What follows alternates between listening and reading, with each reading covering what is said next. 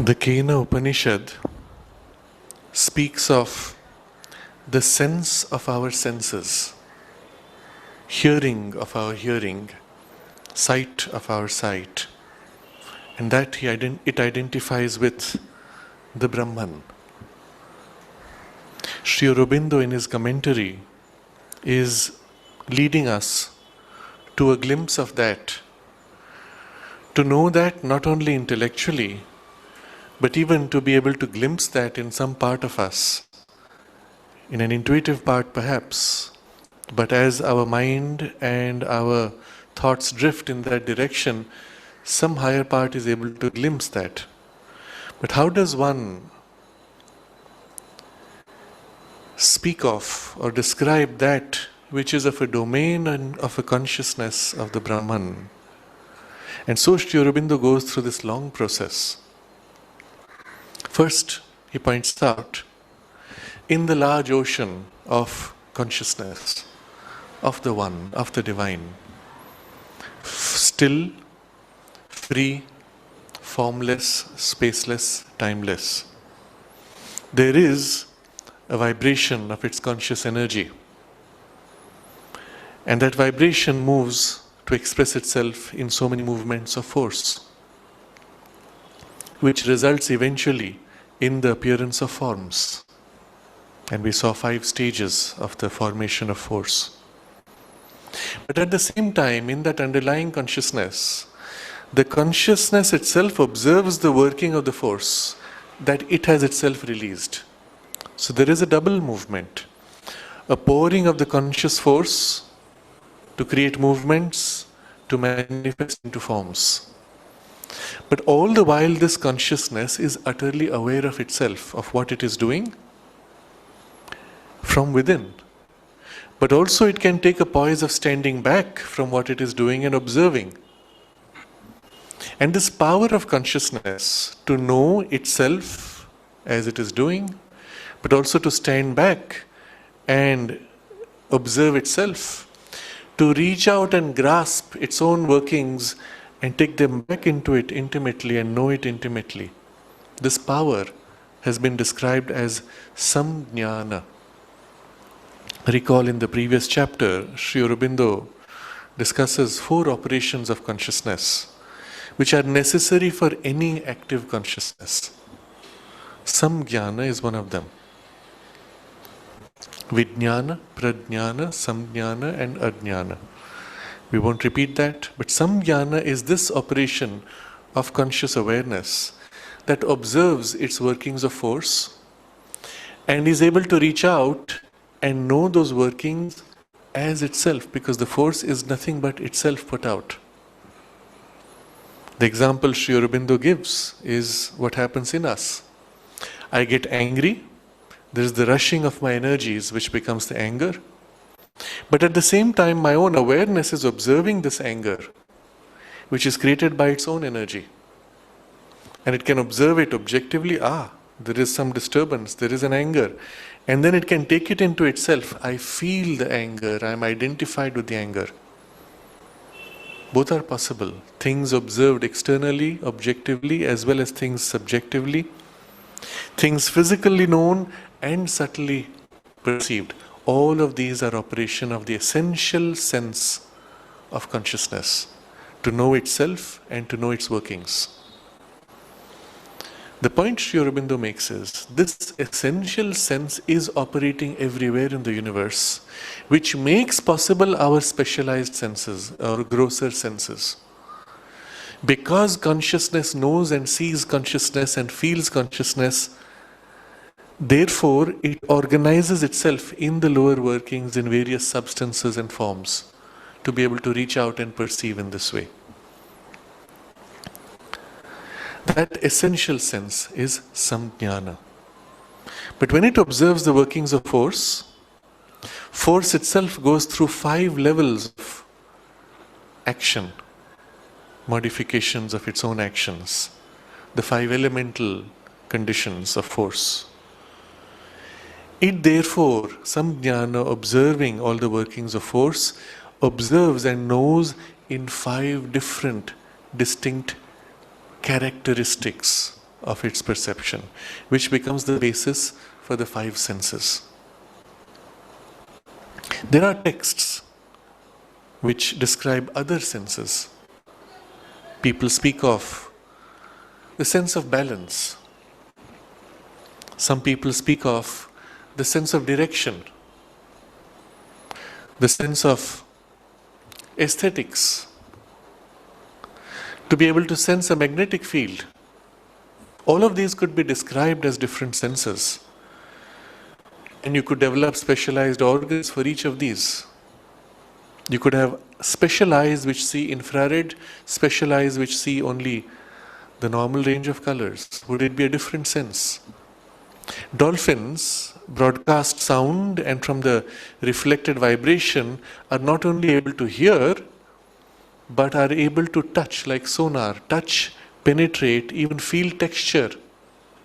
Almost like a vision, like an X-ray scene, but also heard and touched and felt at the same time, even tasted and smelt of the tissue texture inside.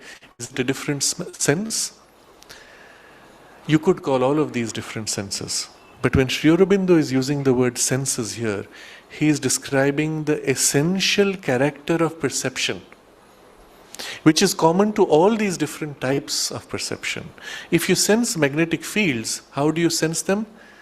You feel a touch, you feel a pull or a push. Or you see it as a picturing of a movement, of a form. Or you hear it like a vibration. If you have a sense of direction, there are tribes in Australia, they always have a sense of which is east and west. You can put them in the middle of a dark room, put them in a maze, spin them around blindfolded, they'll still be able to tell you exactly which side is east. How do they know? We don't know. Pigeons have specialized sensors inside their brain which have a high content of iron, by which they sense magnetic fields, and so they know their direction. But when they feel the direction, they feel it like a touch, or they sense it as a sight, or they feel it as a sensation of some kind, where it aligns, where it feels a resistance as you move. And so these are the fundamental five essential senses, of which you can create any number of variations through specialized external organs. So Sri Aurobindo is not looking at the organs and their working, but at the thing happening behind, the way consciousness perceives. And so we find consciousness perceives in five ways, because there are five forms of working of force to pure consciousness observing its own action of force. And we have come to this point now. All these fivefold operations, all these then, the sanjnana or essential sense must be able to seize, to make its own by that union in knowledge of knower and object, which is peculiar to itself. So when it senses rhythms of the vibration of force working, that is the basis for the sense of hearing. When it senses the contact, the intermittence, the touch of the force, that is the basis for our sense of touch. When it creates this, when it perceives the sense of form of the force, that becomes the basis for essential sight. When it feels the essential, the flow of essential being in the form, the thing which fills it, which makes it the form, that becomes the basis for taste, because it's the basis of the delight in things. And finally, when there is this compression of force in the form, offering resistance to be changed, there is this discharge of its essence, that is felt as the sense of smell, or is the basis of the sense of smell. What this tells us is, any creature, any being made of any substance on any plane of consciousness in the universe, in the cosmos, would have five senses, the essential character of which will be these.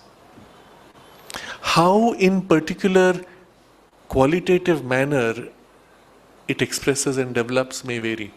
But essentially it would be common on this level. So he says, on whatever plane, to whatever kind of formation, these essentialities of sense will apply themselves. And on each, they will seek an appropriate organization and appropriate functioning.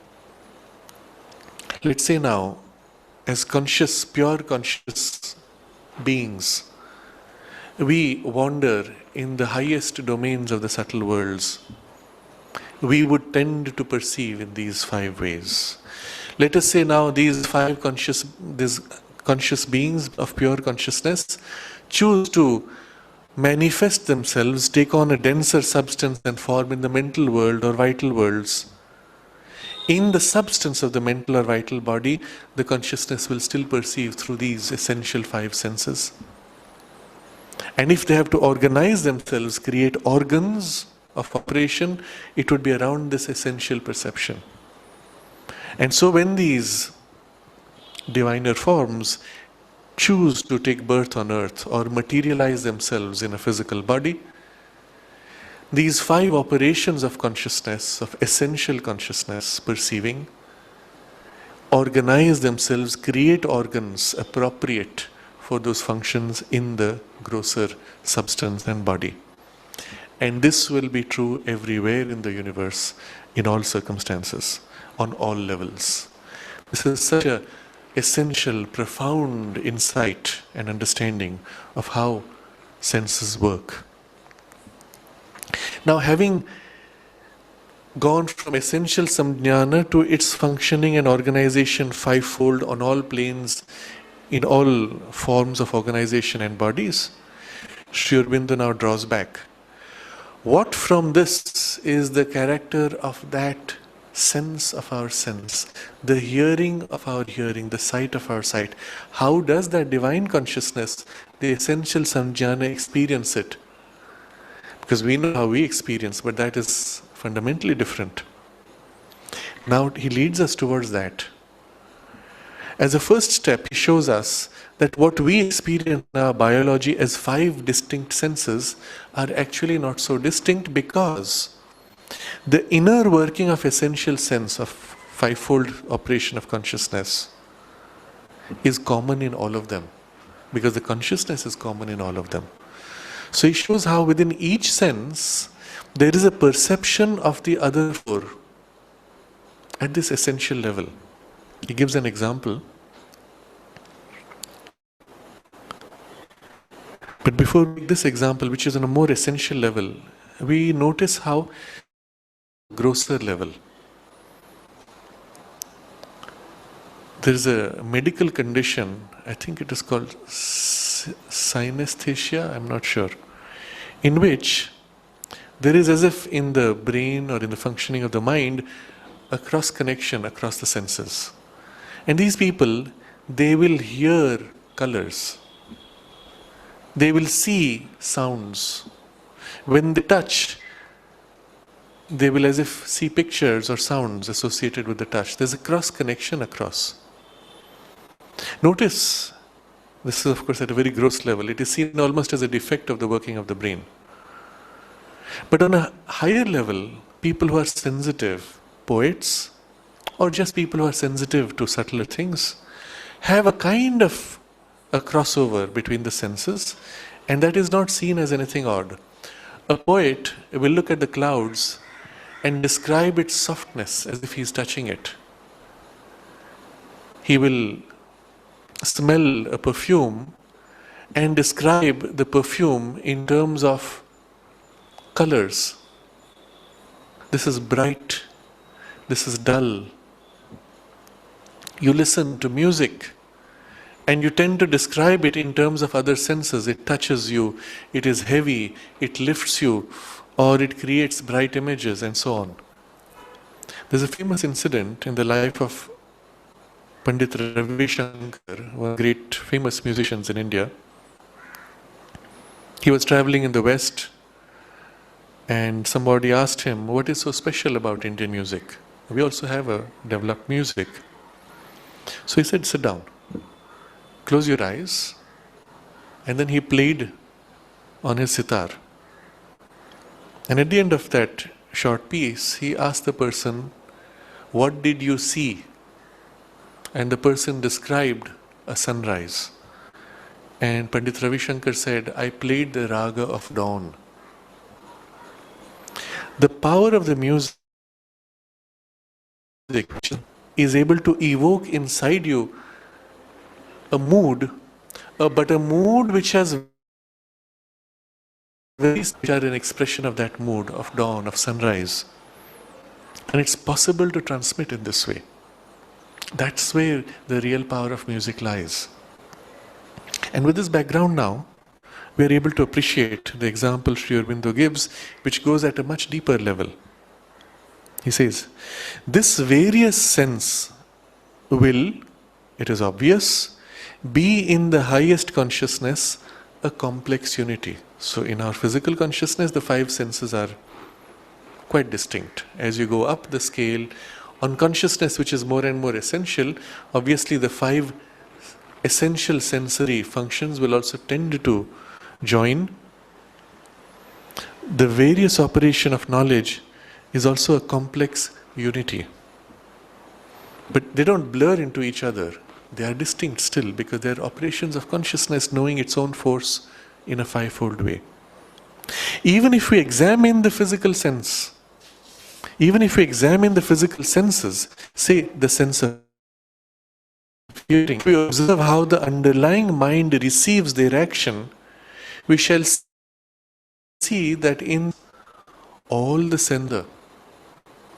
So he says, observe how your mind hears.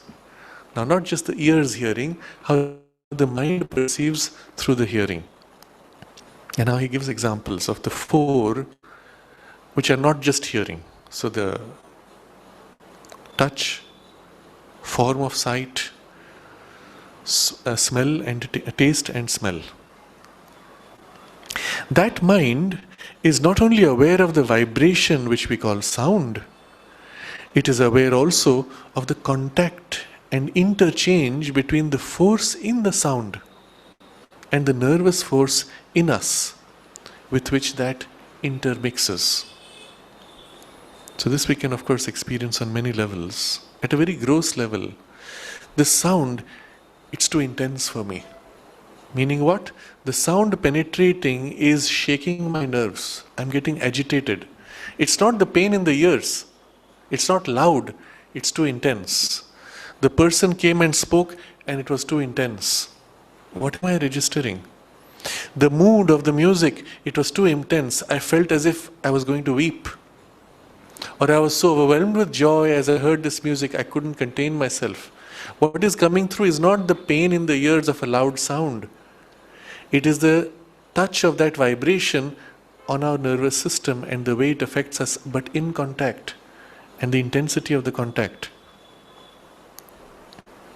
So it is aware of the contact and interchange between the force in the sound and the nervous force in us with which that intermixes. It's force meeting force. It is aware, now we go to the next level, the form. It is aware of the definition or form of the sound and of the complex contacts or relations which make up the form. Now this also we can register on many levels, but the most obvious we have is when we are listening to music which has many instruments. There is a clear sense of how one harmony rises as another subsides, and then another harmony rises as the second subsides, and the waves as if of the music, especially in an orchestra, it's obvious. And if you observe the person who has to describe the experience, he'll say, this music sweeps in, and then that movement sweeps in, and then something rises above, takes you very high, and something else builds the base and gently rises up, supporting. And suddenly there's a light play of an instrument playing on top like waves. You're actually picturing it. Now it's not sight as in vision, and yet there's a picture, and you get a sense of the essential picturing, the essential imaging. Even while you're listening to sound, you have images which are forming not as physical pictures, but on some essential level.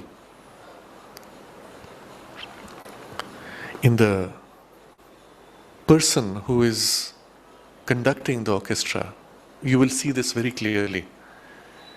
He becomes one with the music, and he's as if leading the players, and you'll see his body becoming light and rising or becoming heavy and forceful as he guides the different movements in the orchestra. And his hands tend to literally form pictures. So, it is aware of the definition or form of the sound and of the complex contacts or relations which make up the sound. On a more subtle level, a connoisseur of music will say, this movement was perfect, and then that sound came and it clashed. What are you describing here? Sound clashing against another sound? It's not out there, it is in your perception that you feel this was not in harmony. It clashed, somehow it's not in harmony. The same thing you might say as you enter a room where things are arranged.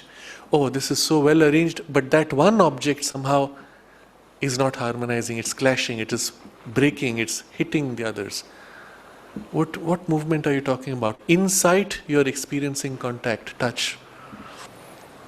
And this is happening at the level which is essential sense. Now observe carefully in yourself on the level at which this happens.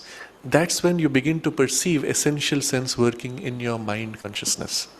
And Sri Aurobindo is deliberately leading us to that, because from there he will say, now turn it this way and you will have a glimpse of what it's like, the hearing of our hearing, sense of our sense, the divine sense.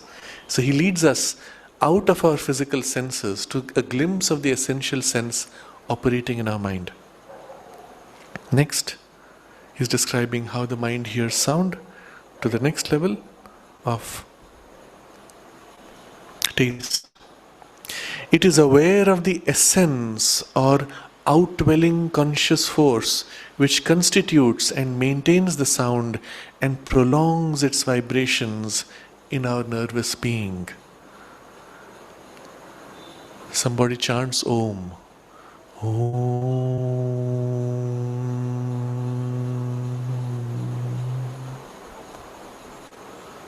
The physical vibration has stopped, but the Om chant and its power continues in us.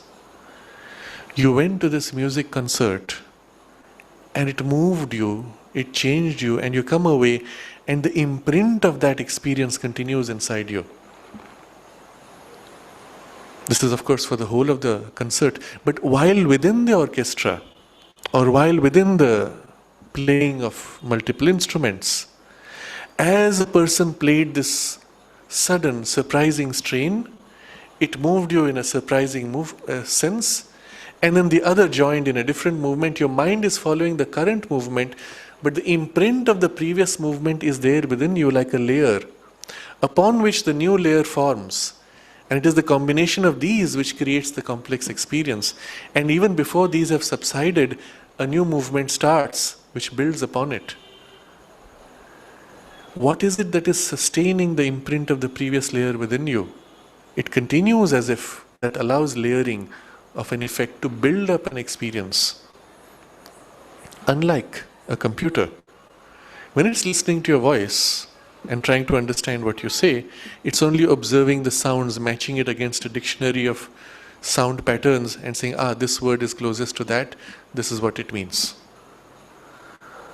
And that's what we had so far for speech recognition. It was poor. In the more advanced artificial intelligence, speech recognition is more complex.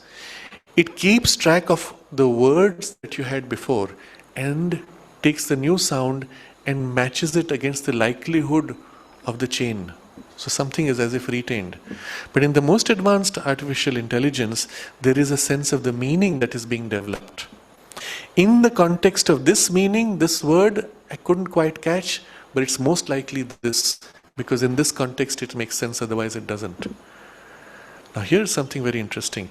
Something which holds the continuity of the meaning, of the quality of the experience, and then values what's happening right now in terms of that. What is it that carries? In the music, when you've heard the initial build-up and then something starts, it is experienced very differently than if you just played a piece in the middle which you just hear without a context. What is it that continues inside us? He says, it is aware of the essence or outwelling conscious force which constitutes and maintains the sound and prolongs its vibrations in our nervous being. And this is the equivalent of the essential sense of smell, essential sense of taste, and the character of enjoyment which comes, because it's the basis, the rasa, the sap of delight which sustains form. And finally, the smell character. It is aware of our own nervous inhalation of the vibratory discharge proceeding from the compression of force, which makes, so to say, the solidity of the sound. When this is being played, what is it that you're feeling in the atmosphere where the sound is filled? The solidity of it. It's as if the whole space is held by the sound, and the sound has a solidity of its reality, of its experience there. That solidity gives off a kind of a vibratory discharge, a mood, an atmosphere in the hall. You enter the hall where this has been built up, and it's like a smell, a mood, a vibration which is like a smell of the presence that has been built up. And this is the essential smell. You approach a sacred space. As you approach, you can feel it. You enter it, and it's like there's a peculiar, very distinct character of the smell. And the smell has as if a character of the vibe of whatever is held, the quality of the presence. And this is the reason why in sacred ceremonies or in sacred spaces, we use perfumes as a way of offering a physical support for this particular vibratory character, which is smell-like to the essential smell. And it allows it to hold or remain on a physical basis. And therefore you will see in rooms where we use perfumes, in a meditation space or a sacred space, incense or otherwise, and certain incenses or certain perfumes are better able to support certain kinds of vibration. So in those spaces, long after the particular ceremony or the invocation has passed, if there is still the touch, the whiff of that perfume or incense, you walk in and you can very quickly connect to the vibration which was there, because it has a physical base and it retains much longer. But this is the deeper truth of why we use incenses for spiritual spaces. But if you didn't have that incense, you would still have some kind of a smell. It's not uncommon when we have a strong spiritual experience, it's not uncommon to feel the vibration of that presence as a smell. Not only to yourself who have been receiving it, but somebody else who approaches you feels it in your atmosphere, in your aura, if that vibration is still strong. And this is the essential smell, essential sense of smell. Now this is happening as we are listening to sounds. All the other four factors, kinds of contact, sense perceptions are all there. All these sensations enter into the sensitive reception and joy of music, which is the highest physical form of this operation of force. This operation meaning hearing. Music is the highest physical form of this operation of force, and all these are into it. They constitute our physical sensitiveness to it and the joy of our nervous being in it. Diminish one of them, and the joy and the sensitiveness are to that extent dulled. If you cannot enjoy this form of the music, if you cannot experience the touch of what it brings, if you cannot catch that delight of the taste of it, or the presence which it holds, the solidity of its presence, it does not give you the full enjoyment of the music. This is what happens when we compare a live performance with a recording. Somehow these other things are diminished. They're there, but they're diminished. In the quality of the recording, again, there's a big difference. If it is a clear recording with rich detail, much more is able to come through. Whereas the recording is poor, not high fidelity, higher frequencies are lost, there's a blurring, dulling, the imprint is less. But in the live performance, it's all there. And it's much more, not only on a physical level, but on a subtle psychological level. What the musician experiences is also being spread out in the vibration through the music. His state of consciousness is also being imprinted in the audience. And that's why in the Indian tradition of music, the psychological and spiritual purification of the musician was considered the foundation. The skill development of the music went on parallelly. But right in the beginning, the training was almost the same as somebody who joins a spiritual tradition for a spiritual realization. Right at the beginning, someone who comes to the master is given the household chores of the master. Start by drawing water from the well, start by washing the vessels, cleaning the clothes. And meanwhile, the master is teaching the other students. And you hear it while you're doing all that work. And what's the intention there? Weaken the ego, thin the ego, break that sense of superiority or individuality.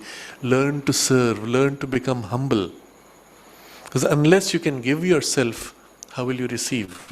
Because what's being given is an experience, not merely a skill of training. And so in this way, the whole program of training would develop. And if that spiritual foundation is strong, then the musician's experience lived is also filling in, which also gets a little bit carried in a good recording, but not as intensely, as not as concretely. And all of these higher senses are operative at the same time as the sound comes, which makes for the completeness of the experience. He uses two words here because his language is so precise. He says,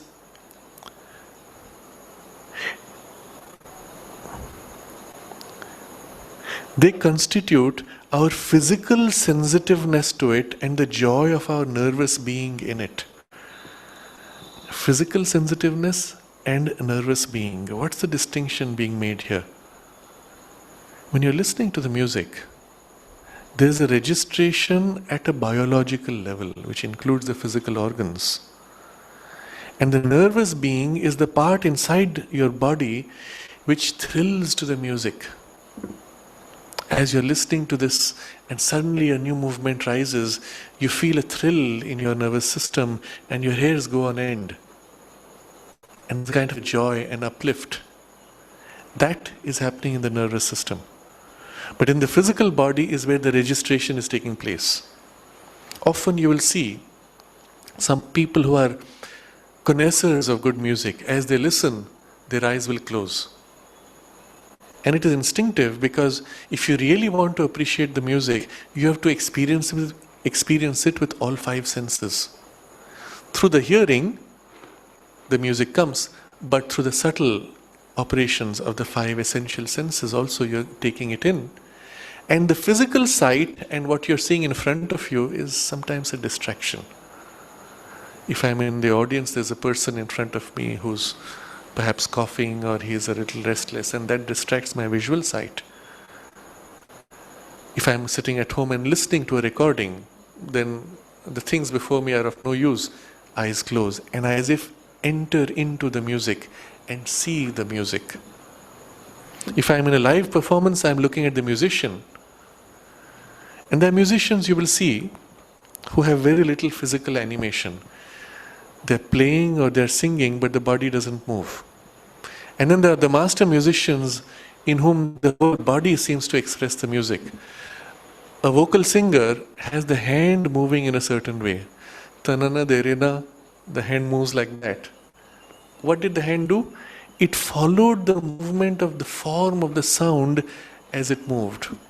And so when you're looking at the musician and you watch their body and their hand movements, somehow it helps for this sight perception of the sound, essential sight perception of the sound, to catch. And it fills in somehow to this and gives you the fullness of the experience. Diminish one of them, and the joy and sensitiveness are to that extent dulled. So the joy is in the nervous being, the sensitiveness is of the physical being, body and senses. Much more must there be this complex unity in a higher than the physical consciousness.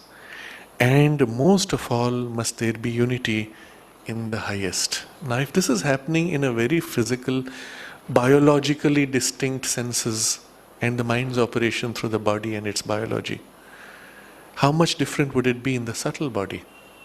And how much more in the highest ranges of consciousness? In the subtle body also you have substance.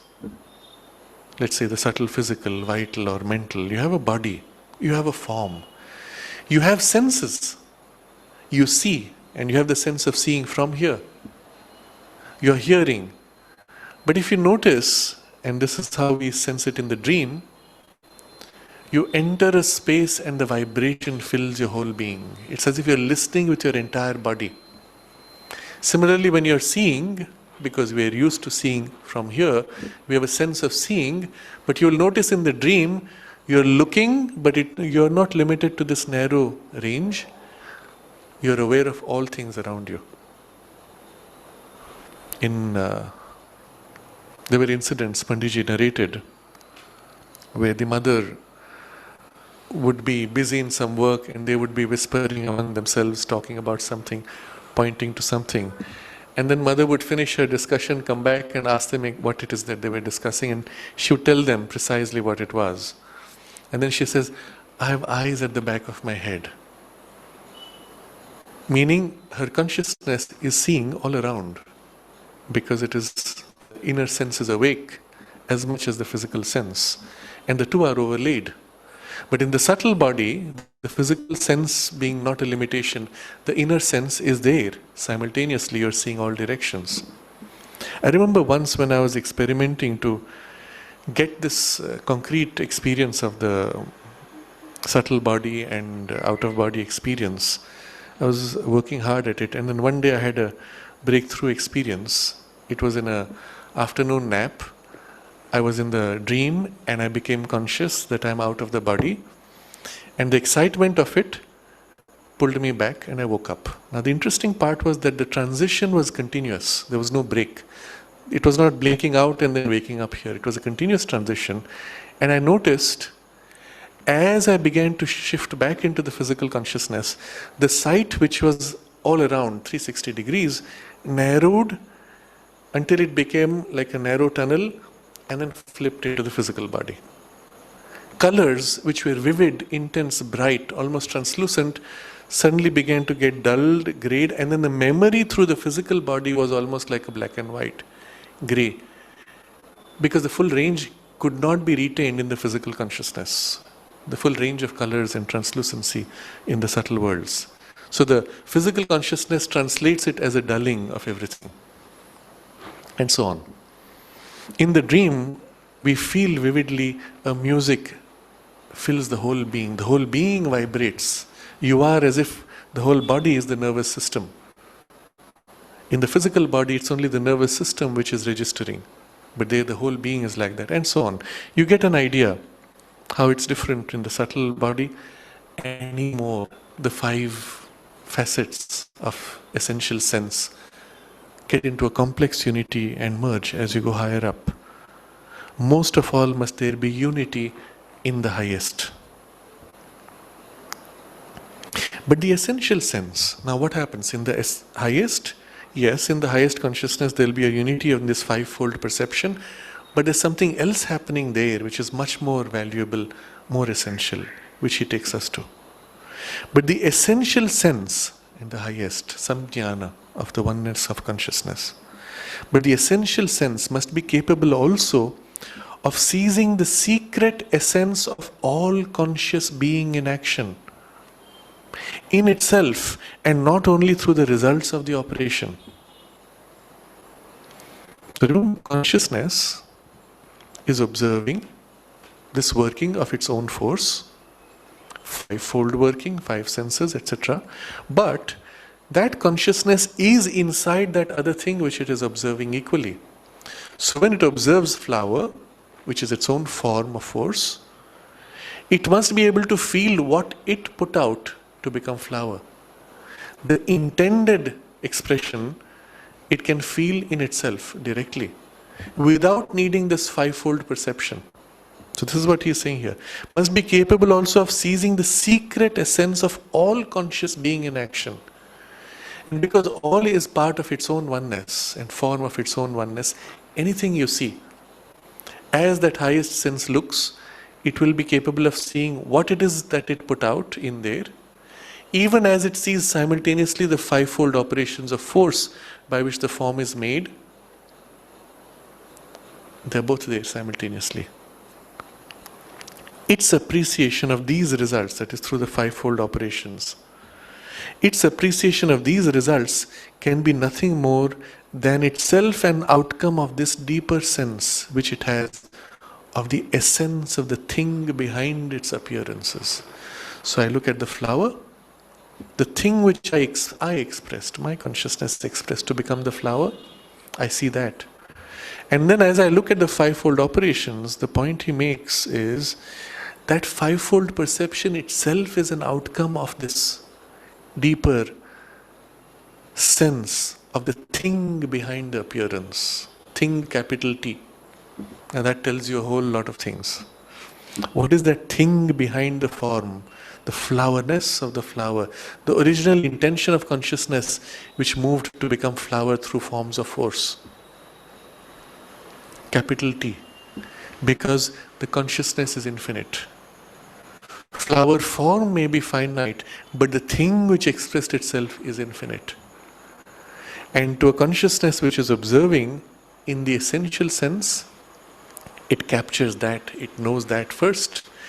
And the fivefold operation of sight, smell, taste, touch, hearing is nothing but as if an interpretation of this which it knows already from within itself. The outcome of this deeper sense which it has of the essence of the thing. Now here we come to the essence, the crux of all perception.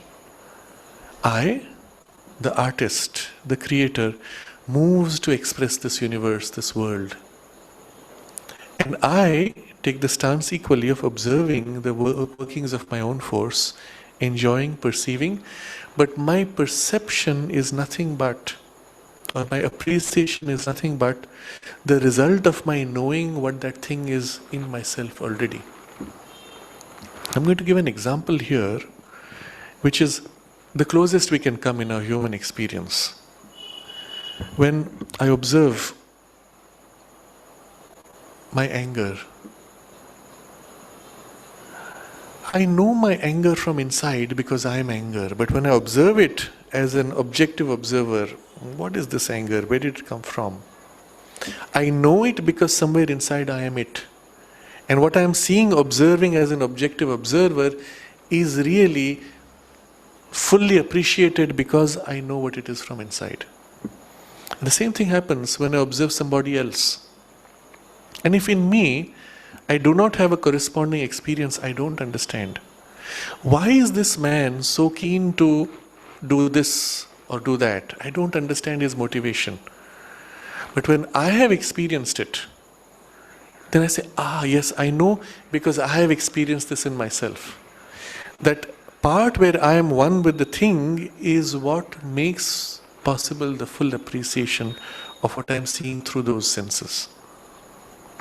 This is the point he is making.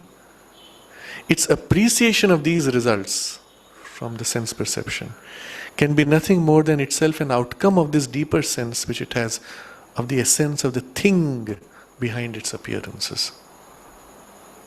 That's where comes the full appreciation. If I am a musician I'm myself a conductor, I'm myself a singer, myself an instrumentalist. When I see that man playing or singing or conducting, now I can appreciate so much more because I know what it means and I can identify with him fully. So to the highest sense, it is this level which brings the fullness of the appreciation. And remember, the thing itself is infinite. The consciousness perceiving it is infinite, and its appreciation also is infinite. It's literally an appreciation of the delight of the essential consciousness of Satchidananda, looking upon all these as colors of its own delight on a scale which is infinite. Even the flower is known with delight in a consciousness infinite, meeting a consciousness which is infinite in a form which appears to be finite. This is the nature of that highest perception, sense of our sense. And so Sri Aurobindo now points to that. If we consider these things thus subtly, in the light of our own deeper psychology, and pursue them beyond the physical appearances by which they are covered, we shall get to some intellectual conception of the sense behind our senses, or rather, the sense of our senses, capital S, the sight of our sight, capital S, the hearing of our hearing, capital H.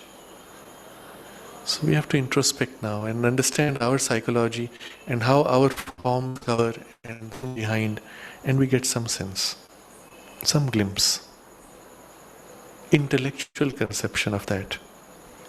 The Brahman consciousness of which the Upanishad speaks is not the absolute withdrawn into itself, but that absolute in its outlook on the relative. It is the Lord, the Master Soul, the governing transcendent, and all. He who constitutes and controls the action of the gods on the different planes of our being. Since it constitutes them, all our workings can be no more than psychical and physical results and representations of something essential proper to its supreme creative outlook. Because it constitutes all these, then anything which is formed here must be a representation of something which is essential to that. Our sense, a shadow of the divine sense. Our sight, of the divine sight, a shadow of the divine sight. Our hearing, a shadow of the divine hearing. Nor is that divine sight and hearing limited to things physical, but extend themselves to all forms and operations of conscious being. So when that sees, it sees not only this flower, but all forms and operations of conscious being at the same time on all levels of consciousness, present here, but also supporting the form of the flower. In the flower itself is a psychological component, the life energy, the mental component, the idea behind it, the psychic component, which is the sense which fills and makes flower, flower. And behind that, the supramental real idea conceiving flower and its unfolding and its expression in universes. And all of that it is seeing simultaneously as it sees flower. And sees equally everything, everywhere in this way. So the most important idea here is the Brahman, when it speaks of that as Brahman, know that as the Brahman. It's not the absolute withdrawn into itself, which would be a swoon of immersion. It is the absolute looking at its own expression of the relative. And so he uses several words: Lord, Master Soul, governing transcendent, the all, he who constitutes and controls the action of the gods. 5 ways of looking at it simultaneously. They are all, he's that at the same time. They're just different ways in which we relate to him. So let's just look at these 5 words. The Lord, Lordship. Remember our study of the Isha Upanishad? Sri Aurobindo explains there.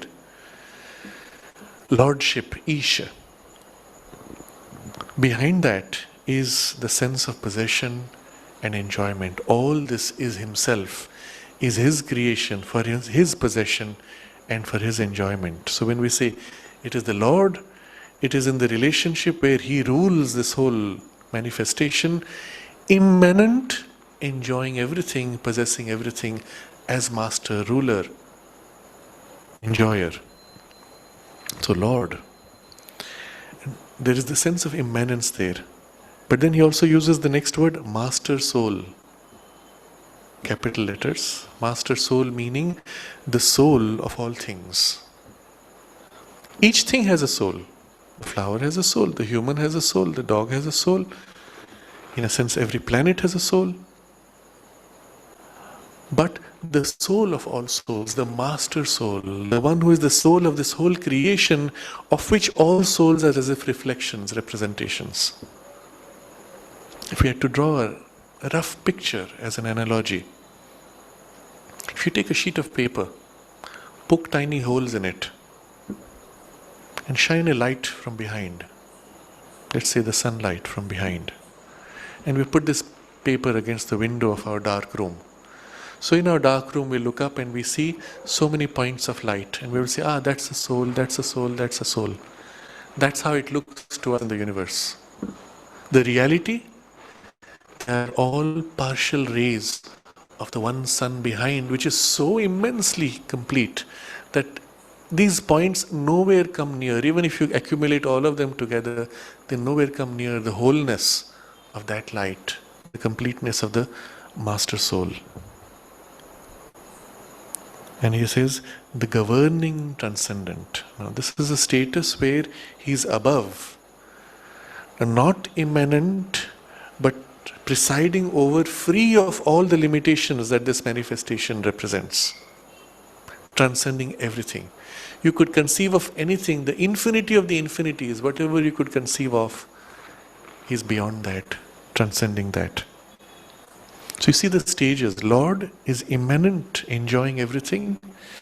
Governing the master soul is like the essence behind, supporting, filling, and then transcendent, free of it, having nothing to do with this in his transcendence, in his freedom, not bound by anything here.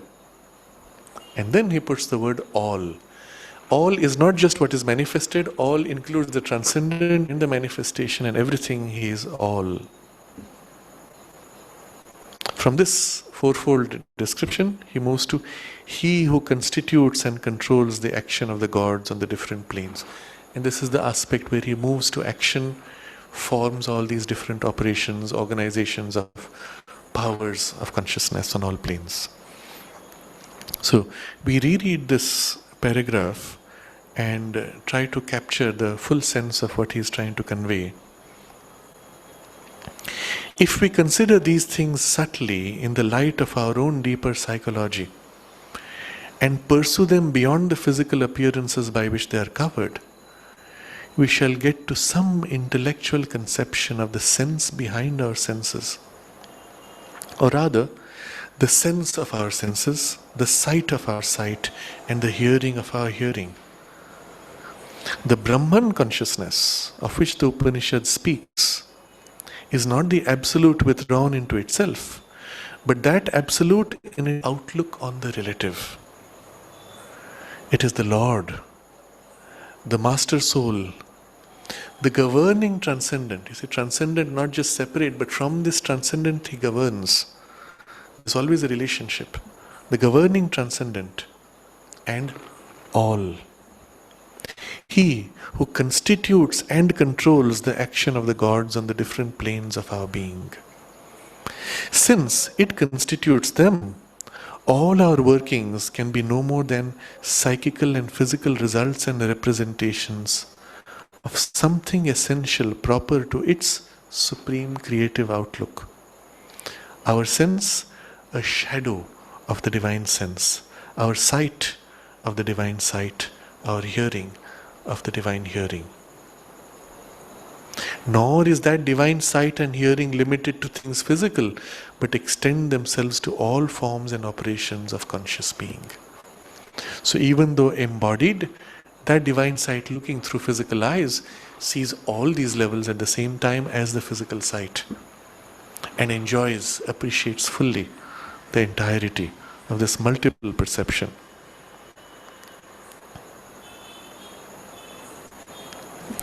Important point which we didn't elaborate. He who constitutes and controls the action of the gods on the different planes of our being. What is he saying here? He constitutes and controls the operation of the gods in the whole universe. Why is he focusing on our being? And this is something very important in the Veda. He, because there's only one consciousness, he constitutes all the gods. What are the gods? Special powers of his cosmic action, special aspects of his operation maintaining the cosmos. But it is he who constitutes them, they are himself. And therefore in the Veda we find repeatedly it moves in rhythms where it will take up one of these aspects, one of the gods, naming it, and the name captures the particular psychological function or power that it represents. Mitra, the friend who embraces, who nourishes, who helps everybody with affection, with love. Pushan, the power which fills and drives and carries all things, which nourishes and develops and grows things by power, or the vastness, or the knowledge, or and so on. Each of these it takes up, raises it to the highest. You are the ultimate divine. In you are, and it lists all the other deities. And then it moves to the next and says, you are the highest. In you are all these, and so on. But this is the only way the human consciousness can approach the totality without blurring out the multiplicity. If we approach the oneness, everything merges, blurs out. We don't see distinctions. But the Veda wants to capture the experience of the multiplicity in the oneness. And the only way we can articulate this and perceive it is take each of these facets and view all of them and experience the unity through that multiplicity, through this window, through that power, through that aspect, successively.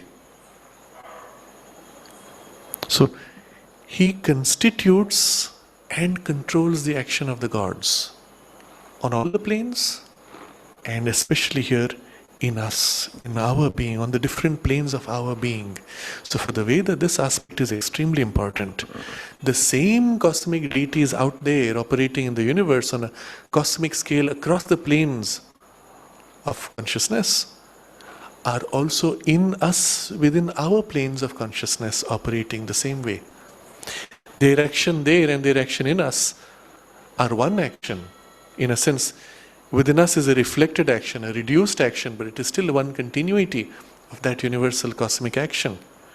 And so within us, all these gods are working, all these gods are present. And so the whole focus of the Veda, remember, is to accelerate our evolution, to take us Godward, to awaken us into divinity. And they look upon these gods working in us. What is the work of the gods? To manifest the divine, to do the divine's work. So instead of I struggling, I seek to draw out the true action of these deities, these divine beings who are already in me, operating right now through many reflected layers, through some kind of dulled, unconscious movement in me. I awaken to their presence. I invoke them to fill me with their divine working instead of the lower working in a lower nature.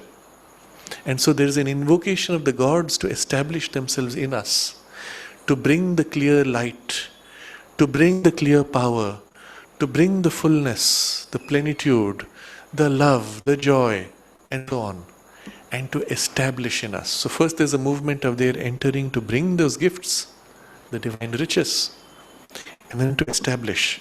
So there are verses which invoke, and then there are verses which affirm, which confirm, which fix, stoma. And they establish in us that working. The new working now must become permanent, replacing and wiping out the old working. And at the same time, as I give myself to them and they work in me, I grow because of their clearer working, but they grow. They fulfill their action, because otherwise they have to struggle against the inertia and the unconsciousness of the world. Here is offered a conscious being who willingly participates and assists their working and helps them fulfill themselves. And so there's a kind of a mutuality.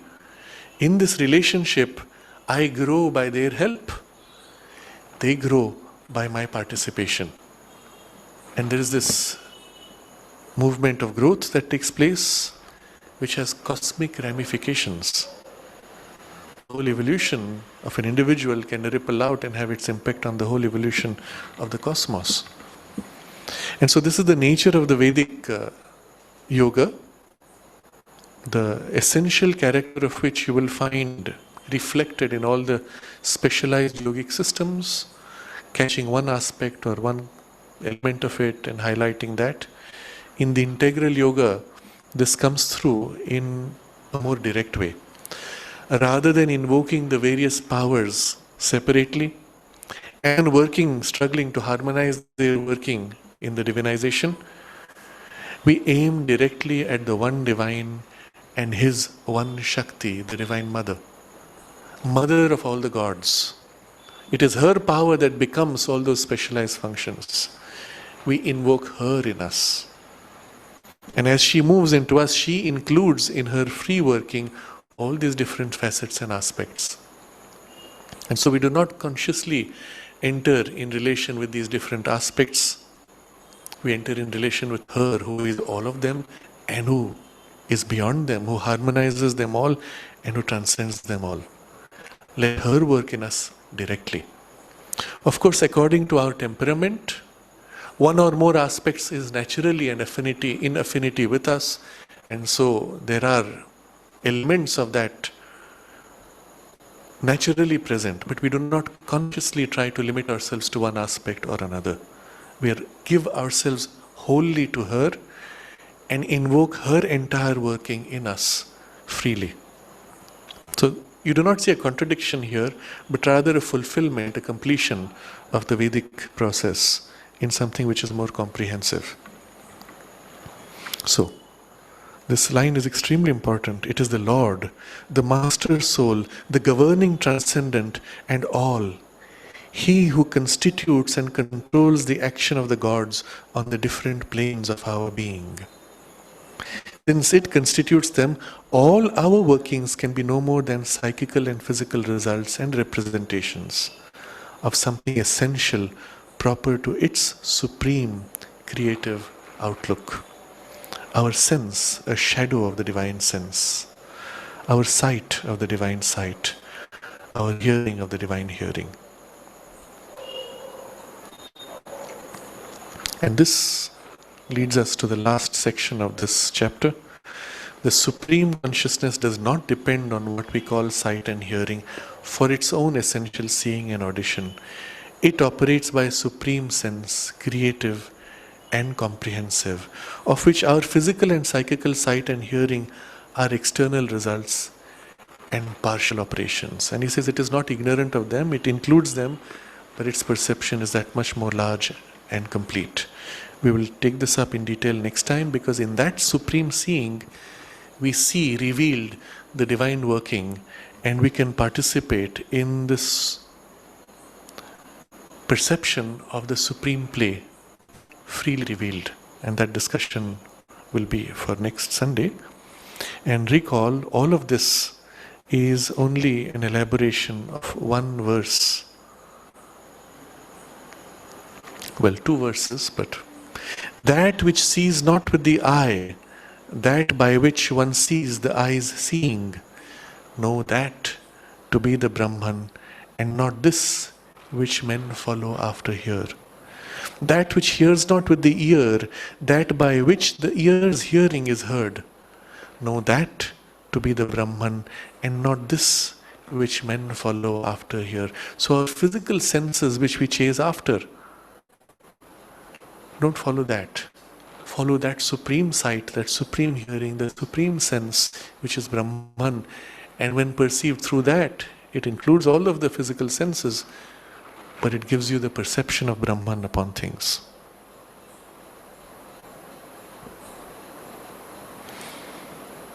In the Sanskrit formulation, there's a double meaning. That which sees not with the eye, at the same time it means that which one sees not with the eye. You do not see it with the eyes, that is Brahman. That which hears not with the ear, at the same time the phrase means that which one does not hear with the ears. That is Brahman. So keep in mind the double meaning because it suggests something. You do not see Brahman through your sight or through your hearing. But he sees through your sight, he sees through your hearing and makes possible your sight and hearing, which are a pale reflection of his true sight and hearing. Get to that. That is Brahman. We can meditate on this for a few minutes.